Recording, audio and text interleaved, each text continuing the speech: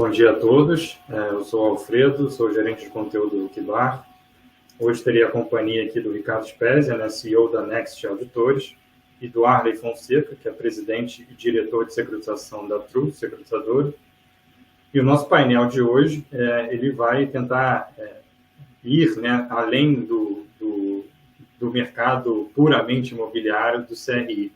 Então, a gente vai discutir aqui, né, quais são os outros segmentos que podem se beneficiar, né, do instrumento, né, do CRI, principalmente. E aqui, quando a gente começou a pensar, né, no tema desse painel, né, algumas semanas atrás, a gente só tinha aqui na nossa memória ainda a resolução 60, né, da CVM, que veio aí, de certa forma, rebalizar aí todo o arcabouço regulatório dos CRIs e dos CRAs. Mas, há menos de uma semana atrás, na verdade, né, na quarta-feira, né, o governo federal editou a MP 1103 e, assim, por um acaso, né, do destino, justamente o tema do nosso painel acabou ganhando mais relevância ainda porque essa MP ela ampliou, né, significativamente o número, né, de segmentos da economia que podem se beneficiar dos certificados recebíveis. Então, essa MP, né, ela criou os certificados recebíveis puros e simples, né, e aí qualquer securitizadora de qualquer segmento poderia se beneficiar, né, desse instrumento, não só o mercado de CRI, o mercado imobiliário, o mercado do plano de negócio. Então, aí, de uma hora para outra, a gente teve ampliado significativamente o número de segmentos econômicos que podem eventualmente participar mais ativamente ainda do mercado de recebíveis, de certificados recebíveis. Então, aqui vamos começar, né, do início, né, antes de tudo. A gente tem bastante coisa para discutir, né, como eu falei, tem uma MP que acabou de sair do forno. Naturalmente, ela ainda é uma MP, não se converteu em lei, ainda não foi regulamentada pelo CMN ou pela CVM. Então, muito do que a gente vai falar aqui ainda são projeções, né, são especulações, mas são todas elas muito bem informadas por anos de experiência nesse mercado. Então, gostaria mais uma vez, né, de dar as boas-vindas a todos, especialmente ao Ricardo. Então, bom dia, Ricardo. Prazer contar com você aqui. Bom dia, Alfredo. Bom dia, Arley. Prazer aqui dividir a sala com vocês. Para nós é uma honra estar aqui com o Kibar, né? A gente que sempre participou aí começou até a dar uma saudade dos eventos, onde a gente falava com o Carlos, tomava um café, batia um papo com todo mundo, aqueles eventos presenciais impecáveis, né?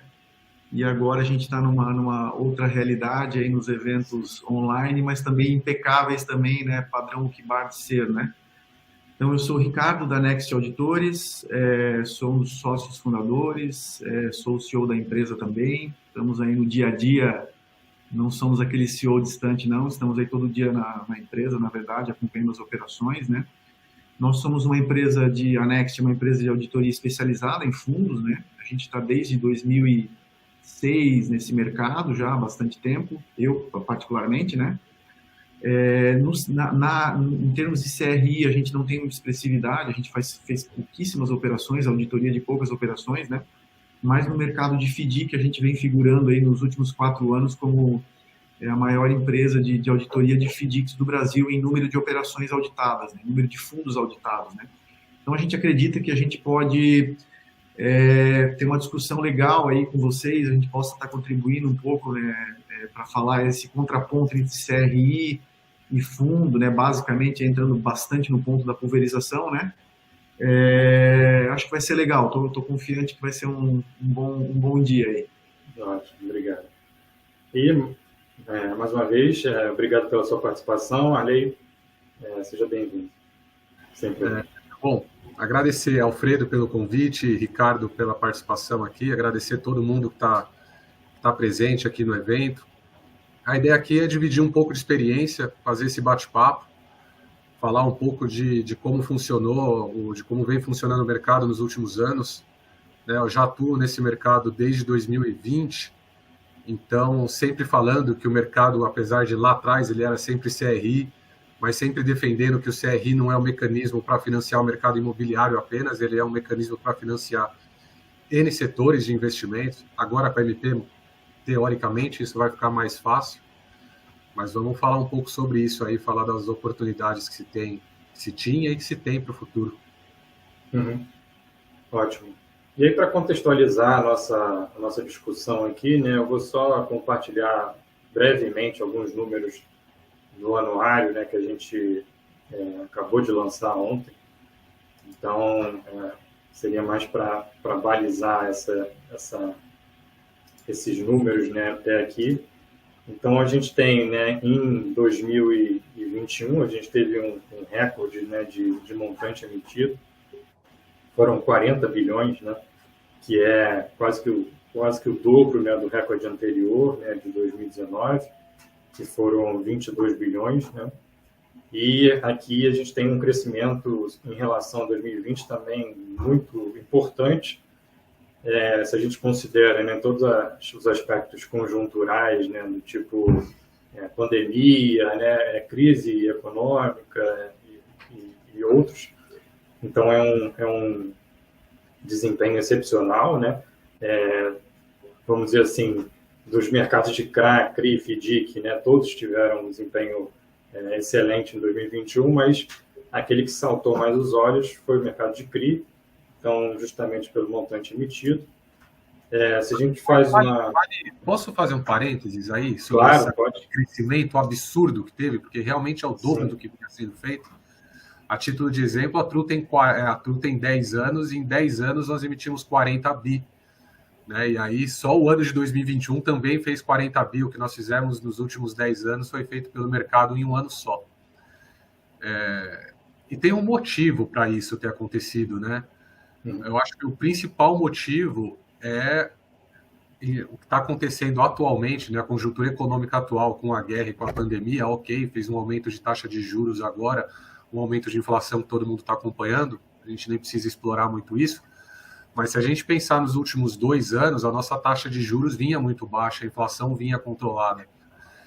E a necessidade e a busca dos investidores, principalmente os investidores pessoa física, por produtos alternativos cresceu demais nesses últimos anos. Sim. Então isso fez com que houvesse uma busca de retorno de investimentos diferentes, né, de ativos diferentes, buscando os fundos imobiliários como uma opção, e os fundos imobiliários crescendo também de forma absurda, dando liquidez para as operações de CRI, principalmente, foi o exemplo. E também, com os juros como ele estava abaixo, as empresas tomadoras de recursos fazia muito sentido tomar dinheiro com o mercado de capitais. Acabando o dinheiro subsidiado que vinha do governo, né, o mercado de capitais passou a ser uma fonte excelente para as empresas tomadoras. Então, foi um casamento do interesse dos investidores com a necessidade dos tomadores que fez esse mercado dar esse boom. Agora, para o ano de 2022 para frente, vai ser uma incógnita. Afinal, agora nós estamos num cenário de alta de juros, num cenário de alta inflação, e que os fundos já começaram a perceber uma queda nas suas captações de recursos. Seus follow-on já não vêm sendo mais tão bem sucedidos. Então, não sei se nós vamos dobrar de novo o ano, vamos esperar ver o que vai acontecer. Acho que esse é o grande motivo dessa explosão que teve de 2020 para 2021. Ótimo. Bom, em relação ao ativo lastro, né, desses CRIs que estão sendo emitidos, a gente continua ainda, né, com a predominância natural, né, do crédito imobiliário, né, que é aquele mais tradicional. Tem uma parcela aí relativamente pequena, né, dos CRIs de aluguel, dos CRIs de crédito pessoal, né, que são em home equity, e dos multiclasse. Então, não houve uma mudança muito grande, né, em 2021, frente aos anos anteriores, a não ser a própria redução da fatia, né, dos CRIs de aluguel. Por tipo de devedor, também nenhuma mudança significativa, né? A pessoa jurídica continua sendo o principal devedor, né, do lastro, né, dos CRIs. Aqui a gente está fazendo uma composição por montante emitido, então acaba talvez pesando ainda mais, né, para esse tipo de devedor, justamente porque os CRIs de pessoas jurídicas são emitidos naturalmente, né, em maior montante do que os de pessoa física, mas, de qualquer forma, não houve uma mudança muito grande em relação aos anos anteriores. O risco de crédito aqui, né, ele continua também bastante concentrado,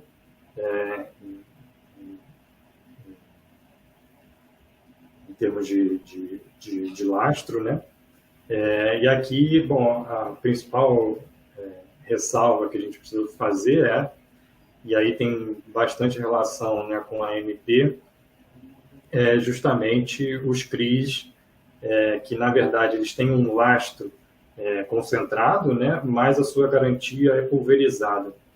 Então, isso, né, acaba sendo feito, né, justamente por uma questão de custos, uma questão regulatória. Então, é bem comum que um CRI ele saia aí com um lastro, né, pura e simplesmente concentrado, porém a garantia pulverizada, ela é muitas vezes devida por pessoa física e de cunho bem residencial mesmo, mas por questões, né, de regulatórias e de menor custo, elas acabam optando por esse tipo de estrutura para se viabilizar. E aí a gente consegue ver isso, né? Vou passar mais alguns gráficos aqui para frente. A gente consegue ver isso justamente por esse novo gráfico que a gente adicionou no anuário, né, desse ano, que é o segmento imobiliário relacionado aos CRIs. Então, a gente vê ali que, apesar, né, daquele devedor, né, ser, na maioria dos casos, pessoa jurídica, do lastro, né, ou de ter um cunho de risco de crédito concentrado, a gente vê que a maior parcela dos CRIs, eles estão, ao fim e ao cabo, financiando empreendimentos, enfim, o segmento imobiliário residencial. Então, é um pouco desse insight, né, vamos dizer assim, que a gente consegue abstrair da estrutura atual do mercado de CRI. Então, são operações residenciais que são, vamos dizer assim, viabilizadas por CRIs de cunho mais corporativo, concentrado e com lastro em pessoa jurídica. E aí, se eu puder voltar aqui, né, a gente vê um pouco da dinâmica, né, que o Arley já falou, que é a mudança, né, das taxas, né, das remunerações dos CRIs. Então, a gente tinha, até anos atrás, né, a taxa DI era a principal taxa, né, utilizada, né, na remuneração dos CRIs.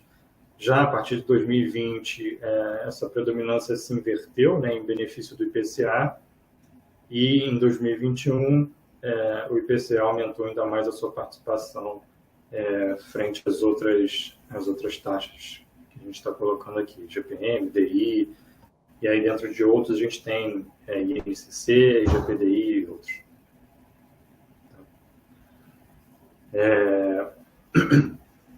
Não sei se o Arley quer colocar mais alguma questão relacionada ao tipo de remuneração, mas em relação ao prazo, a gente tem aí um alongamento do prazo, né, em 2021. Então, em anos anteriores, a gente tinha visto um movimento contrário, né, do encurtamento aqui, principalmente em 2018, quando quase 42% do montante emitido tinha vencimento de 5 anos, o que, se a gente considera, né, os CRIs como um instrumento, né, de longo prazo, naturalmente, seria até um contrassenso, mas foi um pouco da conjuntura do mercado, né, naquela época. Isso, de certa forma, foi retomado, né, agora em 2021, com 60% aí dos CRIs emitidos com vencimento para além dos 5 anos. Então, era mais ou menos essa apresentação rápida dos números, né, do mercado de CRI. Então, a gente viu aqui, né, ele cresceu substantivamente, né, vamos dizer assim, nesses 5 anos. E com isso cresceu também o número de operações, né, que em 2021 aí chegou no número de 400, mais de 400, né, operações, também mais que o dobro, né, de 2020. E com isso a gente tem todo tipo de operação, todo tipo de cliente, né, para a Tru, né, na perspectiva da Tru. Então, todo tipo de estrutura. Então, de certa forma, foi uma ampliação, assim, um reforço, né, do papel do CRI. O que vale, até em função do tema que nós estamos falando, e aí a gente fala da pulverização, do motivo dos CRIs serem concentrados, né, de riscos corporativos e não pulverizados. Rapidamente, lembrar que a lei que criou a securitização lá em 97, ela tinha um foco em atender os créditos pulverizados, os financiamentos bancários. Se a gente lê com calma e ao pé da letra, o objetivo é comprar os créditos dos financiamentos do SFH dos bancos. Essa era a ideia. Só que ela mirou algo que ela viu e acertou algo que ela não viu. Porque quando ela mirou os bancos falaram, tudo bem, faz sentido, mas eu não quero fazer agora porque eu tenho o meu compulsório aqui, eu não posso vender os créditos, senão fico desenquadrado no meu famoso mapa 4 deles, o enquadramento compulsório da poupança. Então, acabou que não foi por esse lado. Foi para o lado das operações corporativas, que é isso que eu falei que acertou quem não viu. E aí o mercado começou a fazer as operações corporativas, nunca deixando de lado o crédito pulverizado. O problema do crédito pulverizado no Brasil não é prazo. O problema do crédito pulverizado no Brasil é a má formalização dele. Quando ele é formalizado via um financiamento bancário, ele é perfeitamente formalizado. Só que o banco não quer vender esse crédito. Quando ele é formalizado por uma incorporadora, por uma loteadora, eventualmente, as novas empresas de fintech já estão melhor, ele tem muitos defeitos na sua formalização, o que impedem a sua securitização. Então, às vezes, os originadores de crédito pensam nas flexibilidades na hora da concessão do crédito, mas não pensam na dificuldade na hora da securitização, na saída desse ativo. E aí, o que se faz? Vamos fazer uma operação corporativa e pega os créditos só como garantia, dado que eles não têm a sua formalização correta. Então, eu tenho muitas operações corporativas com crédito pulverizados apenas cedidos em garantia, né? Esse é um dos motivos. O outro grande motivo é que até antes dessa MP 1103, não era permitido nem a revolvência de crédito, de crédito imobiliário, mas também não era permitido você fazer uma emissão maior com chamadas de capital dos investidores para fazer as aquisições dos créditos imobiliários. O que permitia você ir tendo crédito conforme você vai integralizando o CRI, conforme você vai tendo crédito, para diminuir os custos de observância dessa oferta. Então, a MP ela vai ajudar nesse sentido, né? E quando você mostrou o último gráfico, que foi muito interessante para o nosso tema aqui de agora, que mostra que o CRI não financiou apenas o imobiliário, financiou o logístico, financiou o hospitalar, financiou o educacional, financiou até no limite Isso é o discurso que eu sempre tive para esse mercado, né? Usar o CRI como uma ferramenta para captar recursos para outro segmento. Uma empresa de logística, ela precisa de recursos para fazer todo o seu trabalho de logística, nos caminhões, etc. Mas, eventualmente, é mais barato tomar o dinheiro no imobiliário do galpão logístico e deixar o dinheiro mais caro para outras coisas, né? Como para as suas aquisições de caminhões e tudo mais. E assim você consegue fazer uma operação mais lucrativa para o seu negócio, fora os benefícios e as vantagens fiscais que a operação de CR traz. Agora, a MP, a 1103, ela vai mudar esse paradigma, né? Apesar de ainda determinar de CVM criar os produtos que nós vamos poder fazer, mas muito desses produtos que antes eu securitizava coisas de hospitais, precisava fazer o crédito imobiliário, mas eu tinha como garantia recebíveis hospitalares, agora, eventualmente, eu vou poder securitizar diretamente o recebível hospitalar, vou poder securitizar diretamente o recebível educacional, que, teoricamente, vai trazer uma mais ainda, pulverização de segmentos para esse nosso mercado de securitização. Mas, de certa forma, você tocou num ponto interessante, né, que era justamente a regulação inicial, né, lá de 97, ela mirar num ponto e acertar no outro, de certa forma, foi bom justamente por essa diversidade de tomadores de recursos, né? Se eventualmente, né, o CRI caminha única e exclusivamente da forma que a lei, né, de 97 foi estabelecida, você teria basicamente captadores que vão ser instituições financeiras, né, única e exclusivamente. Os originadores dos créditos, originalmente na cabeça de quando foi criada a lei, eram as instituições financeiras, né? E hoje não são mais. Isso. Hoje as instituições financeiras é um dos participantes, mas eventualmente com a queda de taxa de juros, as fintechs de originação de crédito, de financiamento imobiliário, até concorrente das instituições financeiras, mas os outros tipos de crédito, o mercado se autorregulou para criar os contratos de locação, os contratos de compra e venda, né, os contratos de build-to-suit, que foram feitas muita coisa, os próprios contratos de compra e venda, os financiamentos para incorporação, financiamentos para loteamento, financiamentos para aquisição de estoque de imóveis residenciais. O mercado criou muitas alternativas para sair da dependência de ficar no banco. E o que aconteceu também nos últimos anos foi essa enxurrada de novos investidores entrando na Bolsa de Valores procurando alternativas de investimento. Até poucos anos atrás, a Bolsa era movimentada por muitas instituições, por profissionais, mas por pouco investidor qualificado e não qualificado pela massa, né? E a gente vem vendo esse movimento, esse boom acontecendo com a queda da taxa de juros. Que agora inverteu de novo a curva, mas vamos esperar para ver. Não deve ser para sempre essa taxa de juros elevada e esse problema inflacionário que nós estamos vivendo, né? Pegando o gancho do Arley, se me permite aqui, Alfredo, claro. Eu sou muito otimista, né? Estou muito otimista com essa nova norma aí, a 1103.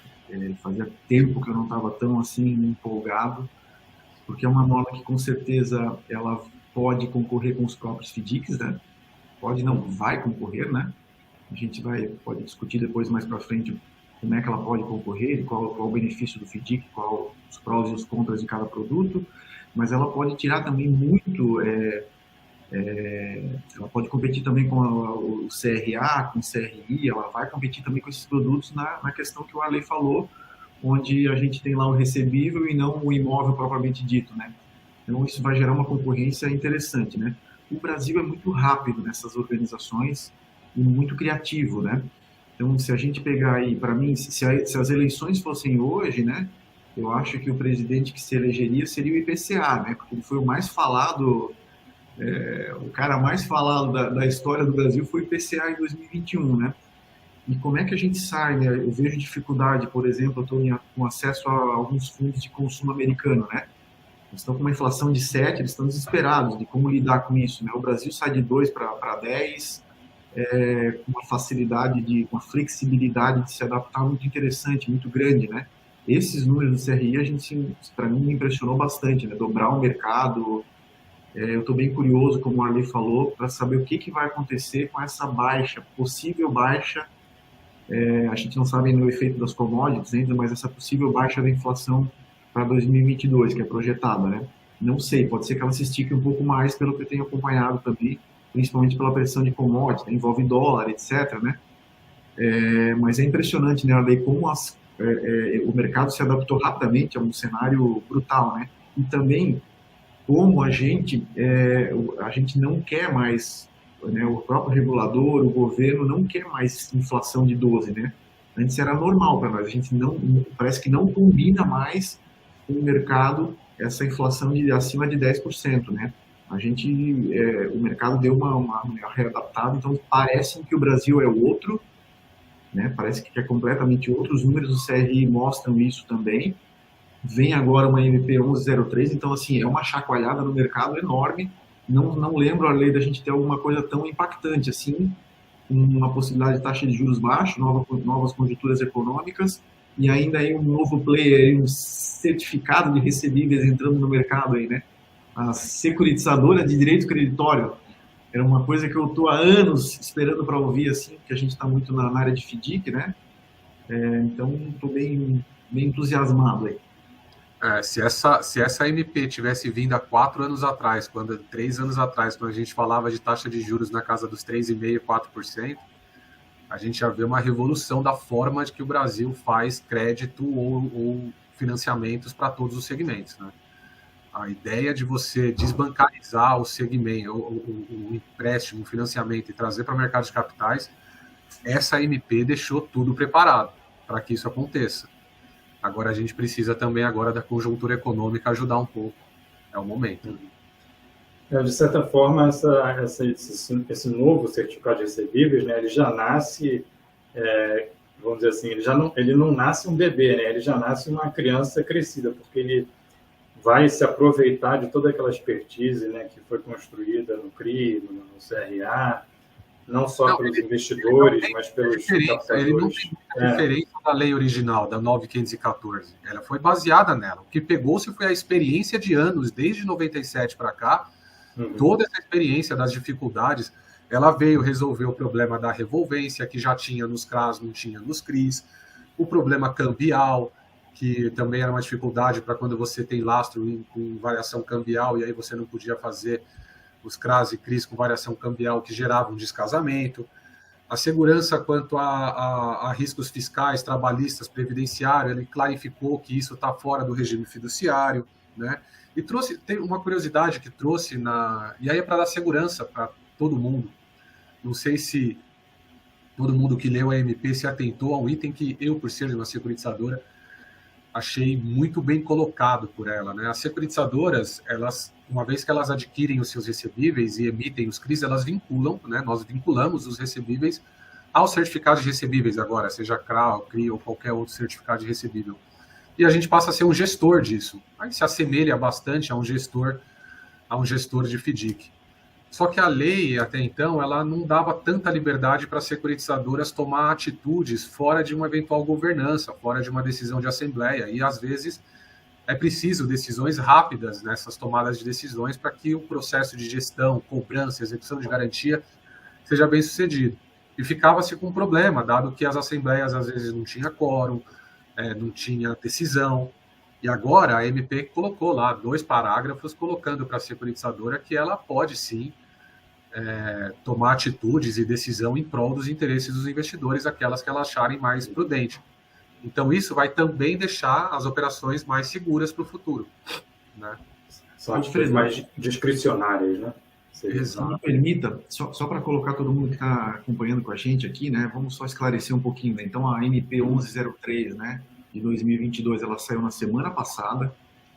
A gente está falando aqui, ela está muito fresquinha na cabeça de todo mundo aí, né? Ela traz o quê? Uma das coisas que ela traz é a securitização, né? A securitizadora de direitos creditórios, né? Então, ela pega o ativo de FDIC, mas na forma de companhia securitizadora, né? E não na forma de fundo. Ela tem uma ampliação muito maior na emissão de valores imobiliários, né? E dentre ela uma SA já poderia emitir debênture, poderia emitir ações, né? E ela traz um novo certificado, né? Então a gente já tem o CRA, já tem o CRI, e ela cria então a MP, o certificado de recebíveis, né? E aí isso gera uma amplitude gigantesca, né? A lei assim fica enorme, né? O mercado fica gigante, né? Coisas que eu anotei também a questão da tomada rápida de decisões, achei espetacular. Achei ela com nível de detalhes maior, mais específica, achei ela mais apurada, mais maturada do que as outras securitizadoras, adorei isso também. O patrimônio separado, a clareza ali é um espetáculo, né? Deixou muito claro a forma que vai ser conduzido isso e regime fiduciário, né? Então, é um negócio muito completo aí, só para deixar todo mundo, né? Então, a gente está falando aí da nova securitizadora de direitos creditórios com a possibilidade, então, de certificado de recebíveis, emitir esse certificado de recebíveis, né? E o quanto que se torna importante a auditoria dessas operações agora, né? Desse certificado de recebíveis em função do regime fiduciário. Claramente, o patrimônio separado e a instituição do regime fiduciário, claramente agora configurar uma empresa completamente apartada da emissora. Então, você ter um terceiro auditando o que aconteceu, os números, verificando PDD, provisionamentos e etc., passou a ficar muito mais importante. E a CVM já vinha com esse entendimento, tanto que a 60, que ela soltou poucos dias antes, vai ter que ser alterada em função dessa MP, sem dúvida nenhuma, mas já tratava muito bem essa questão da forma de você demonstrar os seus balanços, a sua auditoria, como também a forma de você padronizar os relatórios. Esse era outro defeito que o mercado tinha, muito grande. O mercado secundário ele não decola no Brasil por alguns motivos, mas eu posso apontar com certeza que um dos motivos é a falta de transparência das operações pós-emissão. Né? Você tem algumas securitizadoras, você tem operações diferentes, com relatórios diferentes, você não consegue comparar A com B, C com D, você não consegue fazer preço. A Ambima está muito forte nesse trabalho de tentar padronizar as coisas ou tentar precificar ativos semelhantes, mas enquanto você não tivesse uma padronização da forma como você demonstra suas informações contábeis e da forma como você demonstra os seus relatórios gerenciais de acompanhamento e resultados da oferta, você não consegue ter um mercado secundário porque ele depende de comparativos para preço. E isso a CVM já tinha olhado para isso com um olhar muito atento, veio muito bem na 60.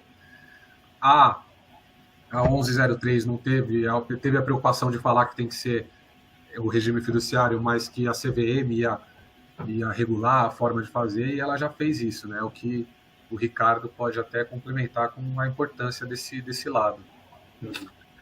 Eu sempre concordo, Arley. Para mim também o grande problema para acessar a pulverização que os FDIC já acessam há muito tempo, o grande problema, na minha opinião, das securitizadoras é as demonstrações contábeis individualizadas, né, por patrimônio separado, né?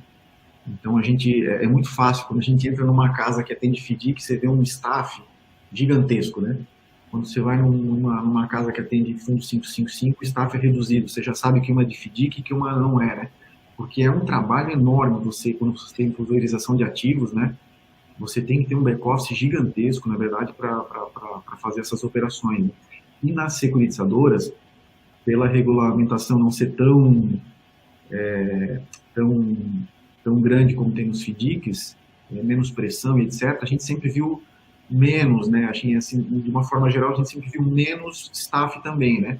E a diferença de qualidade dessas demonstrações individualizadas é enorme, né? Assim, falta de tudo, assim, para não falar, né? Então, assim, se a gente pegar aqui, só para todo mundo entender, uma securitizadora que tiver aí 200, 300 operações, né? Ela vai ter que ter 300 balanços, na verdade, né? Cada um com o seu auditado, com as notas explicativas. Isso dá um trabalho. É o meu caso, um pouco mais de 400 ofertas, um pouco mais de 400 balanços a serem auditados aí, né? Pô, o Arley pode até falar de propriedade, né, Arley? É muito trabalho, né? Eu na Next, só para vocês terem ideia, ano passado a gente auditou um total de fundos 50 bilhões de PL. Foram 850 operações. De FDIC, a gente auditou 360 operações, 26 bilhões, né? A gente já está no mercado há um certo tempo, né? Eu tenho mais de 4 teras de arquivo, de terabytes de arquivo de dados, né? Então, assim, essa questão de tecnologia, quando você entra no pulverizado, é uma coisa que as pessoas não se percebem, né? Então, se você não tiver tecnologia pesada, se você for fazer no Word as 400 demonstrações, esperar que o contador olhe, se você não tiver sistema te ajudando, pegando aquela carteira que está pronta, integrando sistemas, você se perde. Uma hora se perde e pode ter um problema, né? Então, assim, investimento em tecnologia, investimento em treinamento, em qualificação de pessoas é fundamental para essas securitizadoras poder acessar o mercado pulverizado, né? E quando eu falo de sistema, é sistema parrudo, porque é uma quantidade de documentos enorme, né, Arlen?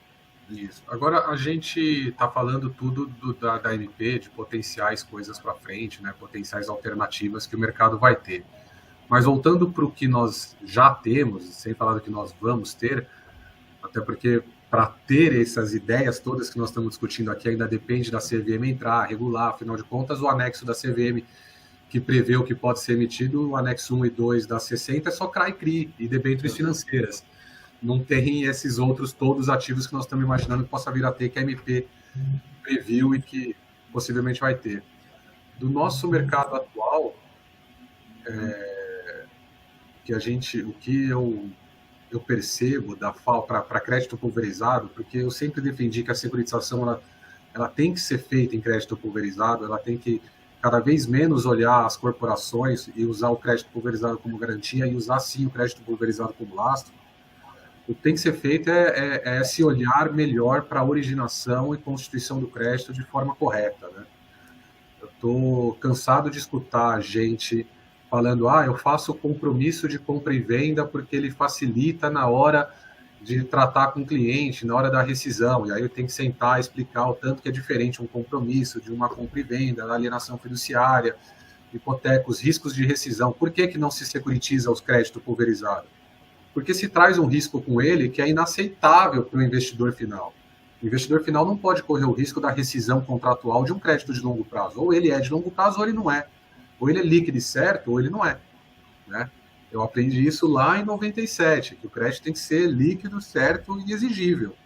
Então, para ele ter essas três características, ele precisa ser constituído da forma correta, precisa ser registrado da forma correta, e aí você precisa ter um servicer acompanhando para fazer a gestão desses recebíveis, dessa boletagem, dessa cobrança, não ter um viés de conflito de interesse para que a securitização possa acontecer. O mercado está até caminhando para isso, mas precisa que os originadores, as incorporadoras, as loteadoras, os concedentes de crédito, as empresas que concedem os créditos, as fintechs de home equity, as fintechs de financiamento direto, elas precisam pôr a mão na cabeça e entender que facilidade na originação é dificuldade na continuidade do negócio, né? Isso é importante aí para a sequência do nosso mercado. Uhum. Mas eu imagino que os desafios eles só vão aumentar, né? Quando aqui a gente está falando de imobiliário em geral, né? De crédito, enfim, relacionado ao mercado imobiliário. Se a gente expande para outros segmentos, a gente vai ver todo tipo de coisa, né? Então, essa dificuldade de formalização do crédito, como o Ricardo falou, né? De ter sistemas para lidar com um grande número de créditos diferentes entre si, né? Então, acho que o desafio é muito grande para as securitizadoras, né? Então, a partir do momento que você tem aí um certificado de recebíveis de duplicatas, né? Alguma coisa assim, você vai ter um desafio de formalização, imagino, muito maior do que vocês têm hoje. E, por outro lado, todo esse sistema, né, já, de certa forma, ele já existe, ele já está desenvolvido para o mercado de FDIC. Então, acho que é um potencial de sinergia muito grande. É um networking aí entre o mercado de FDIC, o mercado de factoring e o mercado de securitização. Esses três caras, esses três players de mercado que atuavam até então em segmentos distintos, eles vão ter que sentar, conversar e, eventualmente, fazer transmitir conhecimentos para o outro e até, eventualmente, ter na sua vertical de negócios o mercado de factoring, de FDIC e de securitização. Porque realmente eles se aproximaram demais. Sim. Tem muita característica diferente. Eu não posso dizer que securitizadora vai ser um FDIC nunca, porque a própria característica de origem do negócio, que é um FDIC, é uma gestão ativa de compra de crédito. A securitizadora não pode ser encarada como uma gestora ativa de compra de crédito. Afinal de contas, ela já tem o crédito quando emite o CRI. Ela já tem pelo menos a identificação do crédito quando emite o CRI. Então, ela é mais uma gestora apenas desse crédito do que uma gestora passiva contra uma gestora ativa de um FDIC. Mas os conhecimentos que o FDIC tem com o tratamento de duplicatas, de notas, de recebíveis e etc., vai ter que trazer para a securitização. Assim como as factories que hoje existem no mercado, que eu acho que é uma outra vantagem que essa SMP trouxe, é um potencial número de concorrentes maior para o mercado. Players, não necessariamente concorrentes, mas players maior, o que deve beneficiar em preço, custo, estrutura. Porque, em teoria, algumas empresas que funcionavam como factoring emitindo debêntures para os seus clientes de serviços de duplicatas vão poder agora participar do segmento de securitização com muito mais regulação, com a autorização da CVM para emitir os papéis, dentro de uma lei clara, que pode virar lei essa MP. Então, é um mercado que vai se conversar e vai aprender um com o outro, sim, sem dúvida. E como você disse, Alfredo, tecnologia. Tecnologia agora é a palavra da vez aí para esse mercado de securitização decolar de vez. Sim. É curioso... desculpa, Ricardo. Deixa eu só pegar esse gancho que o mercado de factoring, ele migrou para securitizadoras comerciais, né, que era um limbo aí você tinha as reguladas e eles ficaram nesse limbo, né? Então agora eu imagino que vai haver uma migração gigantesca para esse mercado da securitizadora de direitos creditórios, né? Tem ainda algumas dúvidas aí para a gente tirar e para levantar o custo dessa operação. Eu acho que ela vai ficar um pouquinho mais robusta dependendo do que a CVM soltar, né? E tem a dúvida de como é que vai se comportar tributariamente. Eu não li a respeito do certificado de recebíveis, né? Se ele vai ter o mesmo comportamento de CRI, CRA. Não sei se já leu alguma coisa. Essa é a grande, digamos assim, não vou chamar de falha, mas ou eventualmente até esquecimento, é que hoje o CRI ele tem o tratamento fiscal, principalmente para PIS e COFINS, que tem o benefício de despesas operacionais, despesas de captação, ser considerado base redutor de PIS e COFINS. Por isso que os CRI, CRAs e as operações de securitização financeira funcionam dentro de securitizadoras, né? E as securitizadoras comerciais, digamos assim, né, que não eram securitizadoras dentro do âmbito da legislação, elas não tinham esse benefício. E faltou, quando você criou o certificado de recebível de forma ampla, faltou dizer que aquele entendimento de securitizadora de CRI, de CRA e financeira vale para o certificado de recebíveis de forma ampla. Acho que esse entendimento faltou ser dado. Vamos tentar aí um pleito aí para fazer com que ele aconteça, porque caso contrário, se não vier, se eu tiver, por exemplo, PIS e COFINS sobre receita das operações do certificado de recebíveis, não vai ter muito motivo para fazer o certificado de recebíveis e não continuar emitindo as debêntures como já são emitidas hoje, né? E por outro lado, vindo uma regulamentação tratando especificamente de direitos creditórios, né? Ficou claro também aí que o governo quer, aquele limbo lá de trabalhando aí na ausência de legislação das securitizadoras comerciais, que eram conhecidas, né? Eu acredito que esse mercado acaba, né? Enfim, tem também a questão do IR-fonte, do certificado de registro também, né? Então, esses dois componentes, eu concordo, do PIS e COFINS, que eles vão determinar o custo da companhia da securitizadora de direitos creditórios, né? E aí a gente vai ver, porque hoje o mercado ele é bem segregado em termos de estrutura e ele foi se segregando em termos de mercado via taxa, né? É engraçado, né? O FDIC ele tá aqui, sei lá, 1%, chutando aqui, e a securitizadora está 1,80%, 2%. Ele sempre a securitizadora, o mercado foi balizando eles, né? Com a securitizadora de direitos creditórios, dependendo do custo dela, a gente não sabe como é que em termos de taxa o mercado vai se comportar também, né? Mas sim, eu acompanho, o Alfredo está falando da tecnologia que foi desenvolvida durante os FDICs. Eu estou desde os primeiros FDICs lá, né? Quando a gente ia fazer auditoria, ninguém fazia ideia do que era, né? A gente tinha eu lembro que eu acho que eu soltei o primeiro relatório de auditoria de lastro do Brasil, acho que eu soltei. Assim, foi uma emissão nossa, assim, ninguém fazia ideia do que era aquilo, não tinha ninguém que tinha subido na CVM. Isso fazem muitos anos, né? Então, sim, eu acompanhei essa evolução e as securitizadoras vão ter que correr atrás. Sim, na compra do recebível, eu concordo que elas já estão junto com o factoring, elas já há essa convergência, até porque a grande maioria das securitizadoras aí de multicedente e multisacado vem de factoring, né? Mas tem uma outra parte de regulação, de DF, de tudo aí que vai ter que correr bastante atrás, que os FDICs estão anos-luz na frente, né? Então, tem ainda um pouquinho de tempo aí para ver como é que vai se comportar, né? Eu acredito que não é um concorrente do FDIC, quem está no FDIC vai migrar hoje para uma securitizadora de direitos creditórios, eu imagino que não, até por uma série de coisas, mas assim, não está definido ainda o custo tributário dela, tem bastante coisa, e tem que virar lei também, né, lei? Tem que virar lei, né? Só na suposição, né? Tem que virar lei, tem que ser regulado pela CVM, ainda tem um caminho pela frente. Eu acho, Arley, aqui a gente está trabalhando na suposição, a gente até falava isso no início, né? Suposição e impressões nossas do que pode vir a acontecer, considerando que a MP vire lei, né? Eu acho que a securitizadora de direitos creditórios ela vai impactar mais a securitizadora imobiliária e agronegócio do que mercado de FDICs. Sim, a tendência é começar por aí, né? É a minha visão. Não sei se você concorda, Arley. A tendência é começar por aí, sem dúvida nenhuma.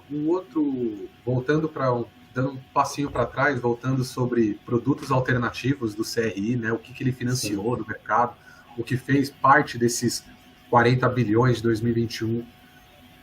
De 2020 e 2021, começou-se também a financiar dentro do segmento imobiliário operações de infraestrutura como usinas solares, financiamento para construção de usinas solares, né, de parques eólicos e tudo mais. É um outro exemplo de operações imobiliárias para segmentos que antes não via como imobiliário, afinal de contas a usina é um ativo imobiliário, e que no ano de 2021 tiveram muitas ofertas disso, né? E é o mercado de securitização ajudando, inclusive, na infraestrutura. Então, tivemos operações de usina, tivemos operações de hospitais, tivemos operações, aqui eu estou falando só por mim, tentando lembrar, de logística, teve muita operação de logística, fizemos operação de financiamento para construção de imóvel, desde loteamento até incorporação residencial de baixo, médio, alto padrão. Então, vai vir outras coisas na minha cabeça enquanto a gente está falando, mas aí para CRA, né, para todos os tipos de produção, para álcool, né, para o etanol. Então, assim, o segmento de securitização hoje, muitas pessoas conhecem ele, primeiro que alguns achavam que a securitização foi inventada agora na MP, o que vai acontecer? Não, a securitização a gente faz há muito tempo. Alguns anos, né? E muita gente também sempre tinha na cabeça, a securitização é imobiliária, é para antecipar o contrato de financiamento, é para antecipar a coisa mais óbvia, mas a verdade é que a securitização no Brasil, ela financiou muitas outras atividades que não exclusivamente o mercado imobiliário, né? Sou do mercado imobiliário para financiar muita coisa. Sim, eu acho que eu acho que antes da gente pensar, né, em CRs, né, certificados recebíveis aí de vários outros segmentos, ainda existe, né, é bom reforçar que ainda existe um número muito grande dentro, né, do imobiliário, mas que ainda não foi acessado, enfim, não foi ainda atingido, né, pela palavra do CRI ainda. O que eu costumo falar é que qualquer segmento que você tenha, pelo menos não me venham na cabeça agora o contrário, pode ser tecnologia, mas mesmo tecnologia precisa de ser um galpão para guardar os seus computadores. Sim, a gente já viu o CRI de data center. Qualquer segmento que nós estivermos falando, existe algum tijolo. Existe algum tijolo, seja para você ser a sua base administrativa, seja para ser a sua atividade final, algum tijolo tem em qualquer segmento. E você fazer uma movimentação desse tijolo, uma compra e venda para um fundo imobiliário, uma posterior securitização com um contrato de locação, né, um olhar fiscal para isso, uma alternativa de se utilizar da securitização para financiar qualquer segmento é possível. A gente precisa sentar e discutir, que é como o Ricardo também falou, criatividade nunca faltou para a gente. E dentro do que é possível fazer, ainda mais agora com a 60 que foi bem detalhada, com o que a gente já tinha de lei, com a lei que estaria vindo agora a IP, eu acho que, respeitado as regras e as governanças, acho que é possível financiar praticamente todos os segmentos que tem no país. E é engraçado, né? A lei estava de manhã, antes da gente, estava o Carlos, o Ricardo e o... Não lembro o nome do... Luiz Fernando. O Luiz Fernando. O Luiz Fernando estava falando exatamente isso, né? Que no Brasil a gente tem uma dívida e para resolver aquela dívida a gente pega uma mais cara, né? E aí essa criatividade do Arley, das securitizadoras, é exatamente isso, né? É você buscar identificar a potencialidade, né, que você tem, usar a criatividade para por que não securitizar o seu imóvel e baixar pela metade essa taxa que você tem lá de capital de giro ou a sua taxa de financiamento, né? E imobiliário é parte fabril, imobiliário é muita coisa, né? E qualquer empresa, o que quer que seja, eu concordo, a lei, ela tem um envolvimento imobiliário em alguma espécie, né? Então, acho que assim, sentar, desmistificar isso, né? A gente já fala há tantos anos de securitizadora, tantos anos de fundo, né? Mas isso ainda é muito pequeno, né? É muito pequeno. Às vezes a gente assessora empresas, indústrias que precisam montar os seus fundos monocedente, né? É só nesses casos que a gente ajuda a indústria a se adequar ao FDIC, que a gente vê assim, a falta de conhecimento ainda depois de tantos anos, né? é ainda uma incógnita, ainda, né? Muito pouca educação, né? Então eu vejo esse processo de pulverização de CRI, das securitizadoras, ele tem que passar ainda por um processo de educação financeira muito grande ainda, né? Altubar, nem há anos, né? Poxa, eu lembro dos primeiros cursos da Altubar lá no Rio de Janeiro, fazem anos e anos e anos, e esses cursos nunca pararam, cada vez aumentam mais e mais e mais gente, e não tem fim. O país é imenso, né? O país é imenso, mas assim, eu vejo uma dificuldade grande, voltando ao tema aqui, né, do CRI ele pulverizar. Teria um caminho longo aí, não sei se havia tokenização, não sei, mas falta sim, porque na pulverização, a formalização, eu concordo com a lei, é o grande gargalo, né? O histórico de operações que deram erradas no mercado imobiliário, os traumas, né, são muito grandes ainda na lei. De operações de construtoras que levantaram, eram para levantar prédios e nunca levantaram, né? Então isso tá no DNA do brasileiro. Se a gente precisaria romper isso com educação e montar operações bem formalizadas, operações fortalecidas, né? E aí, por que não acessar os mercados que os FDICs acessam ou outros veículos já acessam, né? É possível, mas tem um grau de dificuldade, sim.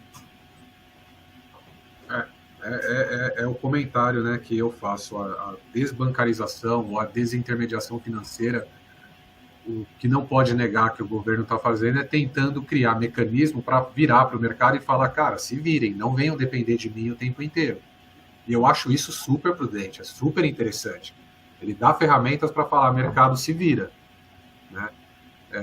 E essas ferramentas que a gente tem até hoje são ferramentas que funcionaram para falar mercado se vira. A gente viu isso no crescimento que o Alfredo demonstrou, chegando a fazer 40 bilhões de oferta de mercado de capitais, isso só de securitização, sem somar nessa brincadeira os FDICs, que também pode ser considerado securitização, sem somar N outras formas de antecipação de crédito, que de alguma forma pode ser considerada securitização. Então é o mercado se autorregulando, fazendo operações que não aquelas tradicionais de financiamento bancário. Agora, para isso, eu acho que o governo vem fazendo a parte dele, não estou falando de qual governo, estou falando de leis, né, de forma geral, que tinha lá atrás, o que vem tendo agora, a CVM, as reguladoras, né, em linhas gerais, vem fazendo a parte dela. Agora o que falta é um pouco do mundo ajudar, né? A guerra, a pandemia, a gente saiu, como eu disse, de 4, a gente tinha título público, a NTNB chegou a estar 1,5%, 1,60%. Hoje, nos prazos que a gente opera no mercado de CRI, está 6%, está 6,5%. Então, não tem como falar em CRI com menos de 8%, e aí para fazer o CRI a 8%, você tem que originar a 9%, a 10%, e aí 10% mais IPCA, o IPCA hoje está 6%, estamos falando de 16% ao ano. Que produto, que segmento no Brasil tem uma margem de 16% ao ano? A incorporação imobiliária não tem 16% ao ano de margem, tem de 10% a 15%.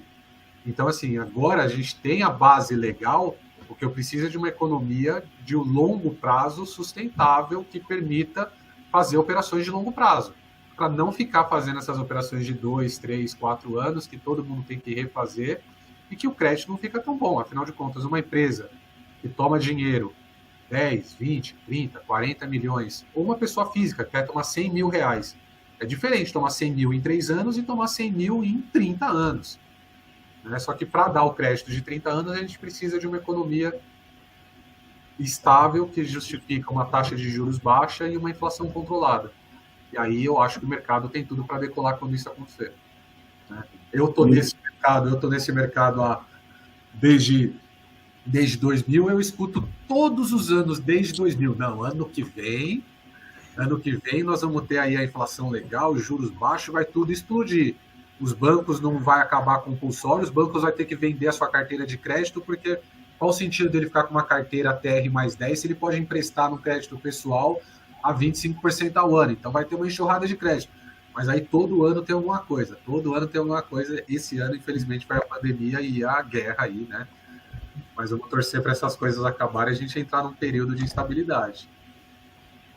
Se a gente pensar bem, né, a própria pandemia, o mercado de CRI, CRA e até o FDIC também, de certa forma, passaram pela pandemia de uma forma bem sólida, né? Assim, acho que, de forma geral... Passaram por isso que eu passaram porque as taxas estavam baixas no começo e os investidores estavam desesperados por alternativa de investimento. Acho que todo mundo aqui, de alguma forma, tem rede social. Nunca se viu tanto youtuber, tanta gente indicando investimentos diferentes, alternativos. Quantas pessoas que não imaginava com R$1.000 acessar a Bolsa de Valores, comprar a cota de um fundo. A movimentação foi muito grande nos últimos anos, o que permitiu, e a taxa de juros ainda estava baixa, então falar dos tomadores era muito interessante. Você tinha tomador interessado em tomar dinheiro, taxa de juros baixa, e investidor louco por investimento alternativo porque não aguentava mais viver de poupança. Então a gente tinha tudo para isso acontecer mesmo durante a pandemia. Aí acumulou, IGPM bateu 30% ao ano, a empresa que pagava um aluguel de 10 mil começou a pagar 13 mil do dia para a noite, começou a ter renegociação de aluguel, começa a ter uma insegurança de financiar a longo prazo, porque 6, 7% de inflação por 10 anos é muita inflação, as operações começam a cair agora de novo, né? Então nós estamos vendo, a verdade é que nós estamos vendo agora, no começo de 2022, os efeitos da pandemia. Não foi ao longo da pandemia. Ao longo da pandemia nós não sentimos os efeitos dela falando do nosso mercado de securitização. A gente está sentindo agora. Ela está um pouco atrasada. Arley, e uma coisa importante, esse trauma que o investidor brasileiro, enfim, todos a gente tem os traumas com os indexadores, ele está influenciando muito no mercado, né? Ele pode acelerar ou desacelerar, né? Então a gente deu uma beliscadinha ali no 2% de taxa de juros e já tiraram da gente, né? Foi muito rápido assim. É um sonho que passou rápido. Bom, a gente vou dar início agora à parte das perguntas, né, do público. Já fizeram algumas aqui no chat. E aí eu acho que com as perguntas a gente vai ter ainda mais assunto para discutir. Então, Pedro, por favor. Bom, então, assim, primeiro uma pergunta aqui do Carlos Reis. Na verdade, é algo que vocês já abordaram, né, durante toda a nossa conversa aqui, mas acho que seria interessante se vocês pudessem, talvez de maneira sintetizada, né, repassar, né, que eu entender aqui, quais as vantagens, quais os benefícios que a nova medida provisória ela traz para as securitizadoras em relação aos FDICs, né? Quais seriam esses benefícios? Antes de algum de vocês dois começar a responder, né, só para contextualizar um pouco as pessoas, né, acho que tem um pouco mais de um ano, né, a CVM soltou a audiência pública de FDIC, né, que seria aí uma nova regulação, né, relacionada a todos os fundos em geral, e ela se concentrou no FDIC e nos fundos 555. E na época, né, com as alterações que a CVM estava propondo, né, a gente tinha brincado aqui na Alquibar, que na verdade era uma aproximação dos FDICs, né, das securitizadoras. Então, tinha toda aquela questão, né, envolvendo a lei de liberdade econômica, a noção, né, de patrimônio separado, né, que foi trazida para os FDICs. Então, o grande destaque, né, dessa audiência pública dos FDICs do ano passado foi justamente essa aproximação de um mecanismo que se parecia bastante com as securitizadoras, né? Então, o mesmo FDIC fazer várias emissões diferentes e cada uma apartada entre si. Tudo isso ficou no campo, né, da audiência pública, né? A norma ainda não foi editada pela CVM, mas eu diria que naquela época foi um passo dos FDICs em direção às securitizadoras. E agora, né, com essa MP, a gente tem o contrário, né, um passo das securitizadoras em direção aos FDICs. Exato. O que eu posso dizer, para não ficar essa pergunta sem resposta, é que eu não vou chamar por enquanto de vantagem e nem desvantagem das securitizadoras em relação ao FDIC, porque, como nós estamos falando, é muito novo, depende de outras regulações, depende de ser aprovado, depende de virar lei, depende da CVM soltar ainda as suas regulações. Então, eu não vou chamar de vantagem ou desvantagem. Eu acho que o que o Alfredo disse é muito importante. Essa aproximação entre os dois veículos e que vai permitir que a securitizadora faça ativos muito parecido com o que os FDICs têm de cota de recebível, mas eu continuo entendendo que são investidores diferentes. Você vai ter custos diferentes, ok, securitizadora tem custo diferente de FDIC, você tem o método de fazer, a forma de fazer um pouco diferente, mas eu acho que o mais importante, eu acho que o que não vai mudar é que o investidor de FDIC não é o mesmo investidor de uma securitização. Ele pode até ter um FDIC, ter um CR de recebível que também poderia ser FDIC, mas é um perfil diferente. Naquele momento é um olhar diferente para os produtos. Como eu disse, a securitização ela precisa ter o lastro identificado antes do recebível. Então, o investidor, quando comprar o certificado de recebível, ele sabe exatamente quais são os recebíveis que tem lá dentro. E a securitizadora, então, ela vai estar gerenciando aquilo, gerindo aquilo, de forma revolvente ou não, mas por uma coisa que ele já sabe de antemão o que é. Um FDIC pode ser monocedente, pode ser multicedente, mas assim, o princípio de um FDIC é que você põe o dinheiro num fundo e esse gestor ele tem uma gestão ativa sobre aquele dinheiro, podendo comprar ativos que se enquadrem nos critérios de elegibilidade, mas teoricamente é uma gestão ativa. Acho que essa diferença não vai mudar. A questão da securitizadora ter um olhar passivo para o negócio e o FDIC um olhar ativo, isso não vai mudar. Isso significa dizer que são produtos concorrentes, são produtos alternativos, né? Não é nem concorrentes, é alternativos. O quanto vai ser vantagem investir em um ou investir em outro, aí a gente precisa esperar um pouco mais para digerir um pouco, começar a ter essas operações, né? Afinal de contas, nunca ninguém fez, acabou de sair. Então a gente precisa fazer a primeira, a segunda, precisa que a CVM solte as normas, entender o quanto a CVM também vai olhar com essa proximidade a forma de se administrar o FDIC, né? E aí depois entender os custos, né?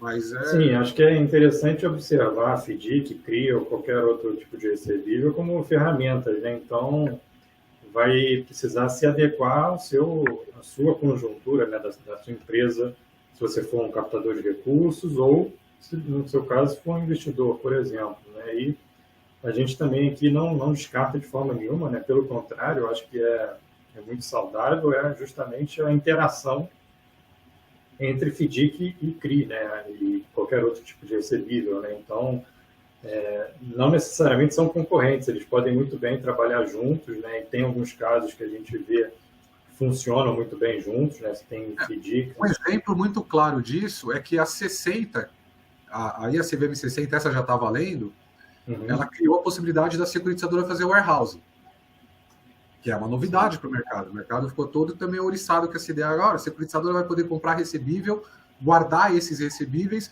para depois transformá-los num CRI, para que o originador do volume e ele carregar o recebível e ter um custo de oportunidade. Então, eventualmente, o originador origina um contrato, 2 contratos, cede para a securitizadora, ela carrega esse 1, 2 do fulano, 1, 2 do cicrano, 1, 2 do Beltrano, junta esses 6 contratos para fazer o CR. Então, a securitizadora vai poder fazer o warehouse. O warehouse, teoricamente, vai ser feito onde? No FDIC. Então, você vai ter o FDIC fazendo o warehousing para dar a saída do FDIC numa securitização. É um caminho que você já viu uma verticalização do negócio. Então, assim, a conversa entre os dois veículos vai acontecer muito da forma que já tinha e da forma como está sendo colocado agora vai continuar acontecendo. Bom, deixa eu falar um pouquinho, que esse mercado a gente domina um pouquinho, né? Eu vejo em vindo a ser regulamentada a maior flexibilidade na securitizadora de direitos creditórios, né? Por quê? Porque no FDIC você, a consultoria especializada, né? Ele está lá selecionando, ele depende do administrador, do custodiante, do gestor, para fazer algumas checagens de elegibilidade. Isso pode ser mais moroso, depende da casa, né? Depende da prestação de serviço do player, mas você tendo em casa, se você for mais ágil, você consegue botar o pé no acelerador ou não. Então eu vejo um veículo com mais flexibilidade do que o FDIC, sim, né? Se a gente pensar naquela securitizadora de créditos comerciais, mais voltada para as antigas factorings, né, eu entendo que ela vai ter uma redução significativa, né, do risco tributário que tinha naquelas operações. Várias securitizadoras foram notificadas de lucro presumido, de lucro real, de que quer que seja, né? Muitas foram notificadas pela Receita Federal, as multas foram enormes, né? praticamente todas, e agora não, agora a regra está clara, né? Ainda tem alguns pontos para a CVM esclarecer, mas a regra está clara. Então, do que tinha antes, securitizadora de créditos comerciais para securitizadora de direitos creditórios, uma não tinha legislação e a outra tem. Então, em termos de risco estrutural, não dá nem para comparar. Risco tributário vai diminuir bastante também, mas o FDIC não tem tributo, né? Não tem imposto, né? Bom, mas então o FDIC é muito mais vantajoso do que uma companhia securitizadora, Ricardo. Em termos tributários, sim, um é zero e o outro tem lá lucro real e tem a tributação até alta, você faz algumas manobras para reduzir isso. Só que o FDIC ele carrega um custo de estruturação com os players pesado também, né? Então é esse balanço, né, que a gente vai ter que ver ainda. E a gente depende disso sim do PIS e COFINS, depende ainda do certificado de recebíveis, como é que ele vai se movimentar, e de vários pontos que a CVM vai colocar na norma, né? Então eu acho que a securitizadora de direitos creditórios é muito mais ágil, muito mais flexível que o FDIC, né? Se o FDIC tiver uma boa casa, um bom gestor e uma boa administradora, isso pode ficar praticamente igual também, né? Então vai do crescimento, da maturidade dos players. Hoje a gente já tem players muito maduros na área de FDIC no Brasil. A gente tem velocidades absurdas hoje. Quando a gente vê a migração aí de companhia securitizadora para fundo, às vezes nem sentem tanto, né? Uma outra coisa que eu acho interessante é que a companhia securitizadora, o FDIC só pode emitir um valor imobiliário, só cotas, né? Então aquilo ali deu, né? E essas cotas eu não consigo fazer separação dos ativos que eu tenho do outro lado, né? Então, o investidor, quando ele entra no FDIC, ele tem lá o risco de todos aqueles ativos do FDIC, né? Na companhia securitizadora de direitos creditórios, a gente vai poder ter patrimônio separado, né? Regime fiduciário, né? Então, eu vou poder pegar esse lote de operações aqui, desse certificado de recebíveis aqui, e aí embaixo eu tenho outro investidor com outro tipo, esse aqui é outro tipo de recebíveis, é só de uma empresa multicedente, etc., né? Então, eu posso fazer essa segregação. Eu acho isso bem interessante também, né? É um grande diferencial entre os dois veículos também. Outra coisa é que a companhia securitizadora ela vai poder emitir, então, além das ações, que é valor imobiliário, né? Além das debêntures, que é um veículo muito flexível, com vários tipos, várias modelagens, né? Essa inovação de poder ter o certificado de recebíveis, né? E aí eu estou super curioso para ver o tratamento tributário que vai ter nesse certificado de recebíveis.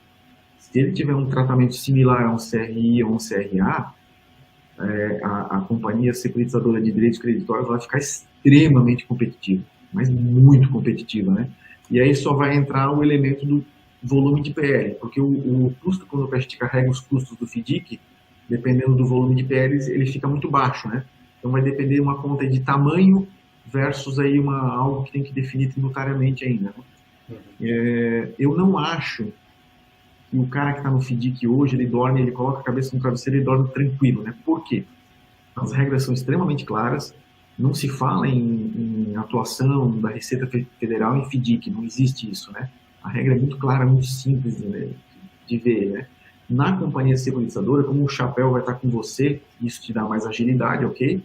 Mas você pode fazer, você começa a interpretar, você interpreta, né, é o que o Arley falou lá no início, né? Você decide normas contábeis, você vai decidir algumas coisas, e nessas decisões você pode sim aumentar o seu risco tributário, né? Então eu acho que o investidor que está lá, o cotista que está no FDIC, a tranquilidade que ele tem para dormir à noite, ele não vai ter ainda na securitizadora até isso maturar bastante, definir bem, né?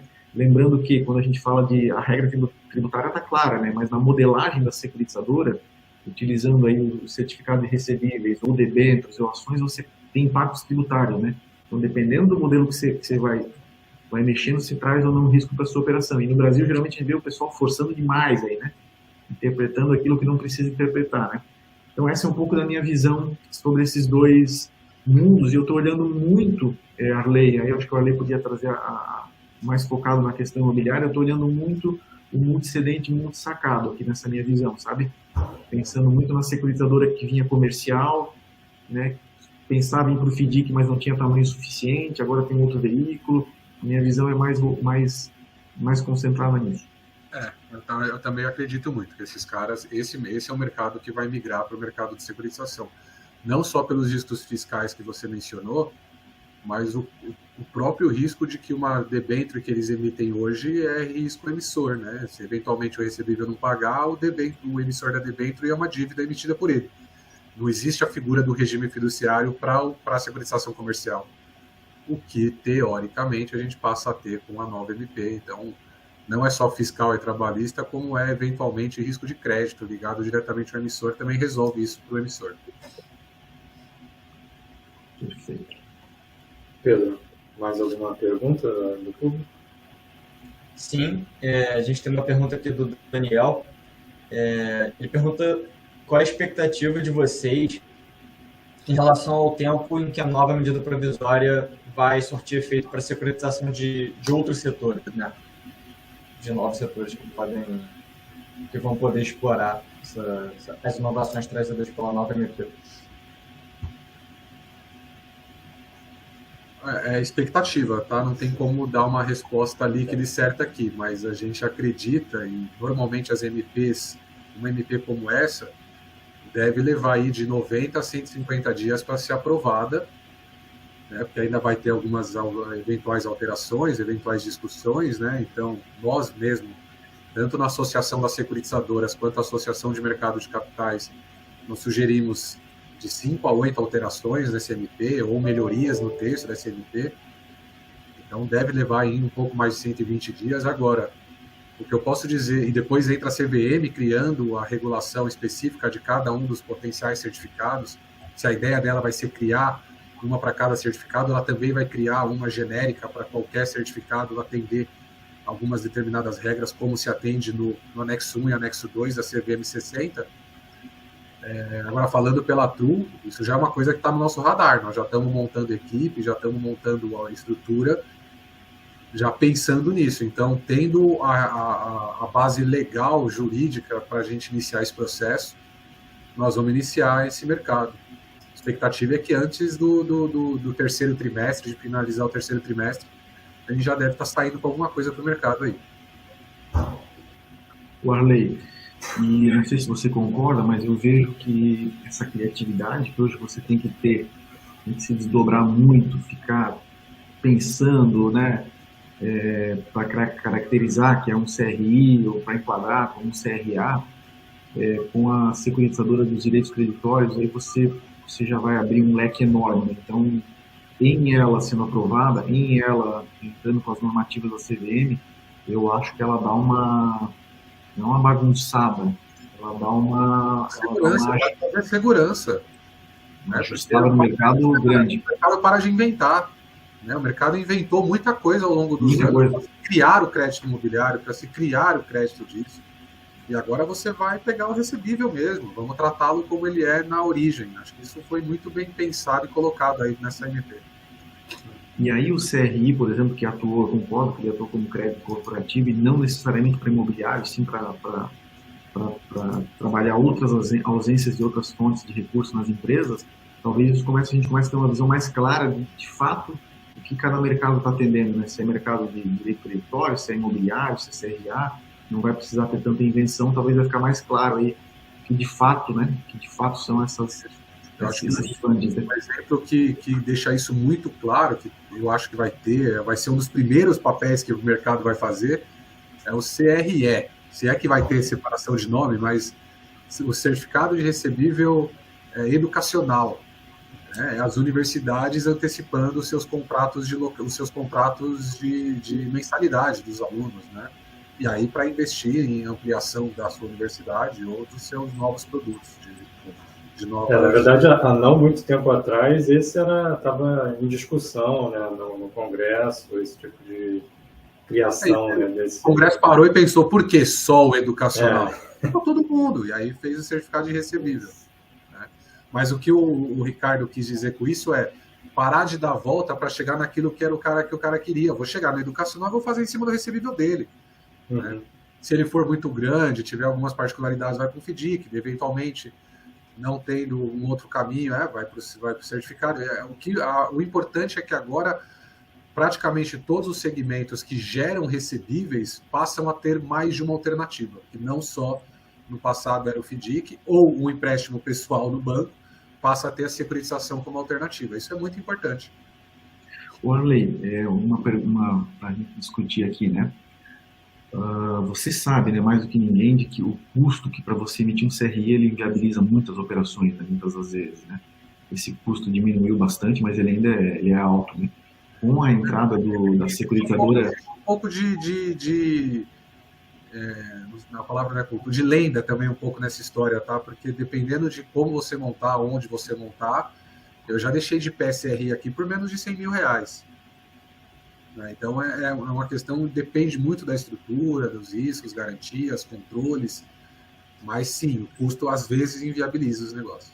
E para você acessar o imóvel, preparar o imóvel, etc., isso às vezes é custoso também, né? E aí, quando a gente está... E para não atender a fonte, o cara não queria fonte imobiliária, ele queria crédito corporativo, né? Então, é possível que haja uma redução de taxa aí, em algumas operações também em função desse custo, né? Acho que é uma coisa que deve acontecer também, né? Exatamente. Ou aumenta o spread da securitizadora. Por esse motivo, e pelo motivo que a gente falou das securitizadoras comercial virarem securitizadoras. Eu acho que nós vamos ter mais gente trabalhando, e quanto mais gente trabalha, os custos é competitividade, né? E o objetivo final, que é ter a desintermediação bancária, eu acho que vai sendo atingido, acho que é isso aí, né? Vai sendo fomentado, vão aparecendo novos produtos, o mercado vai acessando. A taxa, teria que baixar a taxa para o mercado querer esses produtos, como estava querendo no final de 2020 e início de 2021. Isso é fundamental, concordo. Exato. Pedro, dá tempo para mais uma pergunta? Tá bom. Bom, a gente tem aqui então uma última pergunta da Tatiane. E aí também, né, falando sobre MP, sobre a possibilidade de aditamentos posteriores. Como vocês enxergam a forma como isso vai ser conduzido, né? Vocês acreditam que as mudanças elas estarão mais alinhadas com o mercado internacional?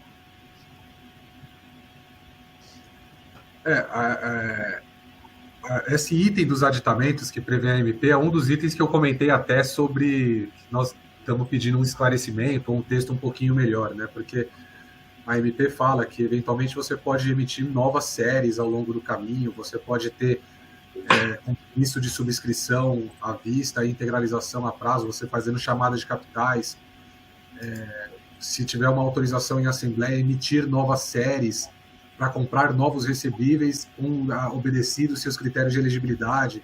Então ela tem muitos itens nela que traz esse entendimento de aumentar uma operação já em andamento ou, eventualmente, utilizar o dinheiro dessa operação em andamento para melhorar os seus créditos que lá dentro estão, como um FDIC faz. Sem dúvida, é uma novidade para o mercado de securitização. A securitização você já podia trabalhar com a substituição de crédito, mas essa história de revolvência e inclusão de novos créditos, isso é uma novidade que o mercado vai se adaptar e eu acho que trouxe só para facilitar, para entrar mais gente no mercado. Operações de shopping centers vão ter muito mais facilidade, operações que ao longo do caminho fazem sentido um aumento na sua captação, tanto porque tem novos imóveis ou despesas, parte disso a 60 já previa. Então, assim, volto naquilo. O que eu acho que o texto trouxe deu a base para se criar essas alternativas, essas opções para o mercado agora se autorregular e criar essas soluções. Ficamos muito mais perto do mercado americano, por exemplo? Ficamos. O que faltou para virar o mercado americano é securitizar recebível que ainda não existe. É securitizar aquele recebível que historicamente acontece. No lançamento de um CD, historicamente se vende 100 mil CDs. Então, deixa eu antecipar 80 mil desses CDs. Isso é feito lá nos Estados Unidos. Aqui a gente ainda não pode fazer essa securitização de recebíveis futuros. Fora isso, eu acho que realmente nós ficamos muito próximo do modelo americano, sim. Não pode fazer na securitizadora, mas poderia fazer no FDIC. E que eu acho bom, às vezes, não poder fazer muita coisa, porque o brasileiro é muito criativo e daqui a pouco estão securitizando o vento aí, né? Já foi cemitério. O próximo evento. Bom, a gente está chegando aqui ao final do nosso tempo, né?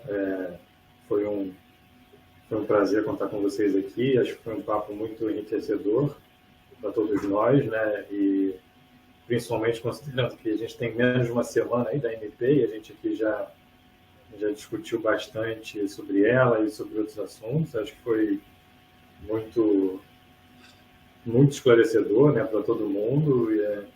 E aí agora eu passo a palavra para vocês fazerem as considerações finais. E, mais uma vez, queria agradecer, né, a vocês dois, Arley e Ricardo, e, obviamente, a todos que nos assistiram aqui. Então, Arley, pode começar. Agradecer, então, a presença de todo mundo aqui, deixar o convite e as portas abertas da TRU para quem quiser ter mais informação, conhecer um pouco mais sobre securitização, eventualmente virar ser um originador, ser um investidor ou ser um tomador de recursos. As portas aqui estão abertas para a gente conversar.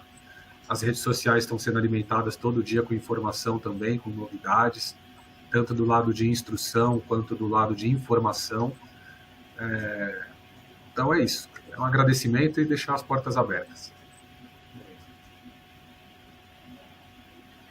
Obrigado, Alfredo. Obrigado, Arley. Poxa, espetacular para mim. Me sinto bastante honrado aqui em dividir a sala com vocês, tá?